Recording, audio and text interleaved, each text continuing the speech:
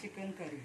त्यासाठी लागणारे साहित्य आहे, हे अर्धा किलो चिकन आहे, अर्धी वाटी सुका नारळ, अर्धी वाटी ओला नारळ, 2 कांदे चिरून घेतले, कोथिंबीर, 1 इंच आलं, 10-12 लसूण पाकळ्या, 1 टीस्पून आहे धना जिरा पावडर, अर्धा टीस्पून हळद, 2 टीस्पून मीठ, चिकन मसाला आहे 2 टीस्पून, गरम मसाला आहे 1 टीस्पून, 2 टीस्पून आहे लाल तिखट, 2 टीस्पून आहे कांदा लसूण मसाला।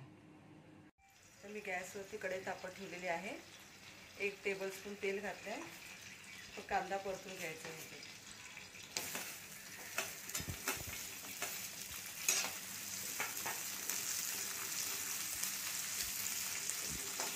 कांदा तांबूस रंगाचा होईपर्यंत परतायचा आहे। आता तांबूस रंगावरती कांदा परतून झालेला आहे, आलं लसूण आणि कोथिंबीर घालून घेऊया, तेही 1-2 मिनिटं परतून घ्यायचं आहे। ते परतून झालेलं आहे, ते काढून घेऊया।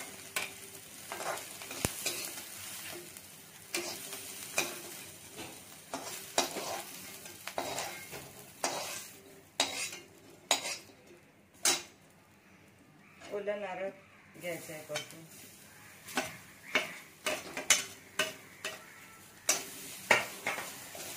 हा पण एक तांबूस रंगावरती परतायचा आहे।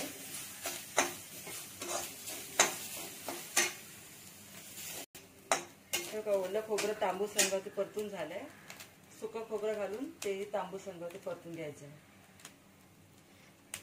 चिकन मी 2 पाण्यातून स्वच्छ धुवून त्याला विनेगर लावून ठेवलेलं आहे, कारण चिकनचा मग खाताना चिकनचा असा स्मेल येणार नाही। हे बघा आपलं सुकं आणि ओलं खोबरं दोन्ही परतून झालेलं आहे, जास्त काळपट करू नका नाही तर चिकन कडवट लागेल। आता हा सर्व मसाला मिक्सरमध्ये वाटून घ्यायचा आहे।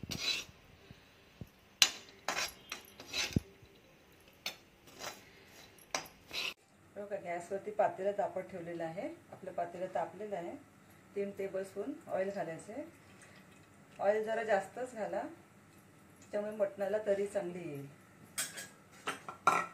आपला मसाला वाटून घेतलेला आहे वाटण, हे वाटण आता आपण ह्यात घालून घ्यायचं आहे तेल तापल्यावर।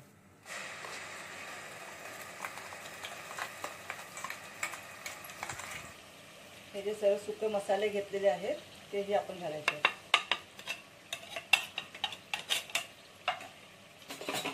मसाल्याला तेल सुटेपर्यंत चांगलं परतून घ्यायचं आहे। मसाल्यामध्ये पाणी जास्त घालू नका,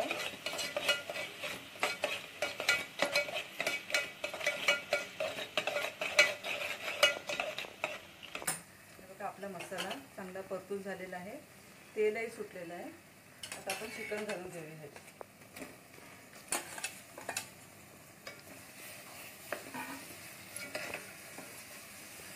चिकन घालून 1-2 मिनिटं परतून घ्यायचं आणि त्यामध्ये गरम पाणी घालणार आहे मी। गरम पाणी घातल्याने काय होईल, चिकनही लवकर शिजेल आणि तेलाची तरीसुद्धा चांगली येईल। त्यासाठी मी 1 तांब्या गरम पाणी घालते। चिकनची ग्रेव्ही ही तुम्हाला पातळ दाटसर हवी असेल तर तुम्ही तुमच्या आवडीनुसार करू शकता आणि मिठाचे प्रमाणही चवीनुसार घेऊ शकता।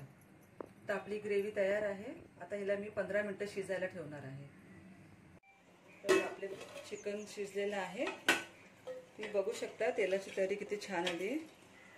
तर आपण हे सर्विंग बाउलमध्ये काढून घेऊया।